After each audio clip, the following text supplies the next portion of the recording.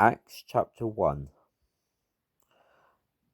The former treatise have I made, O Theophilus, concerning all that Jesus began both to do and to teach, until the day when he was taken up, after he had given commandments through the Holy Spirit to the apostles whom he had chosen, to whom he presented himself alive after his passion by many infallible proofs, appearing to them for 40 days, and speaking concerning the kingdom of God.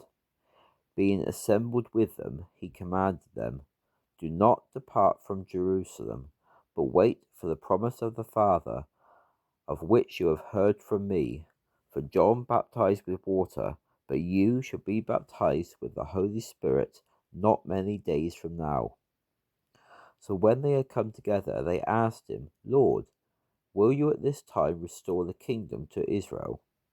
He said to them, It is not for you to know the times or the dates which the Father has fixed by his own authority, but you shall receive power when the Holy Spirit comes upon you, and you shall be my witnesses in Jerusalem, and in all Judea and Samaria, and to the ends of the earth. When he had spoken these things, while they looked, he was taken up, and a cloud received him from their sight. While they looked intently towards heaven as he ascended, suddenly 2 men stood by them in white garments.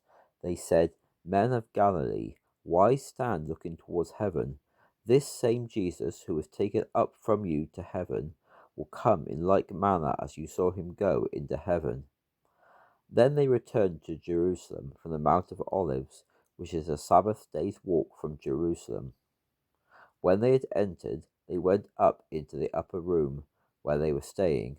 Peter, James, John, and Andrew, Philip and Thomas, Bartholomew and Matthew, James the son of Alphaeus, and Simon the Zealot, and Judas the son of James.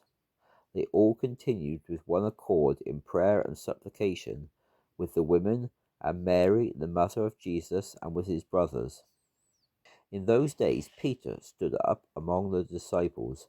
The number of people together was about 120, and said, Brothers, this scripture had to be fulfilled, which the Holy Spirit previously spoke by the mouth of David concerning Judas, who became the guide to those who seized Jesus. For he was numbered with us and took part in this ministry. Now this man purchased a field with the reward of iniquity, and falling headlong, he burst asunder in the middle, and all his organs spilled out. It became known to all the residents of Jerusalem. So this field is called in their dialect Akaldama, that is, field of blood. For it is written in the book of Psalms, Let his habitation become desolate, and let no one live in it, and let another take his office.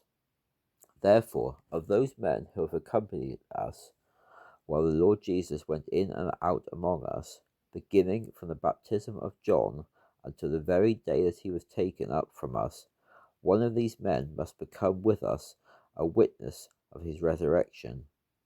So they proposed 2, Joseph, called Barsabas, who was surnamed Justus, and Matthias.